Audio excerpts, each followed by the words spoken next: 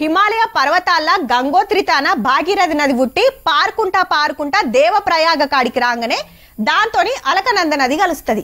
ఇక ఆడికెళ్ళి గంగా నది పేరుతోని వారుతుంటది. 2525 కిలోమీటర్లు వారే నదిని గంగమ్మ తల్లని, గంగా భవాని అని, పావన గంగా అని కొలుసుకుంటారు భక్తులు. ఇక పండుగలప్పుడు గంగతానం చేస్తే పుణ్యం వస్తది అంటారు. భక్తులు సుత బాటలలో తెచ్చుకుంటారు. కానీ ఇప్పుడు పరిస్థితి అట్లా లేదుల్లో. గంగమ్మ దినమింత గలీజ్ అయితాంది. తానానికి తప్ప తాగుతానికి పనికి రాకుంటుంది.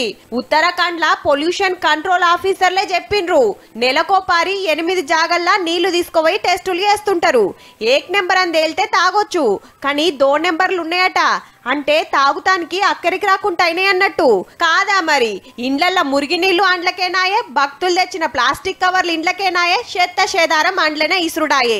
మళ్ళా పండుగలకు పబ్బాలకు ఓవుడు, గంగల మునుగుడు, కవర్లు గివర్లన్నీ నదిలో వారేసుడు. హీగేముంది, పవిత్ర గంగా జలం అపవిత్రం అవుతుందని రందిపడుతుర్రు మళ్ళా భక్తులే. నెలైతే మహాకుంభమేళ, 1000 కాదు లక్షలలో ఓతరు పుణ్యతానాలకు.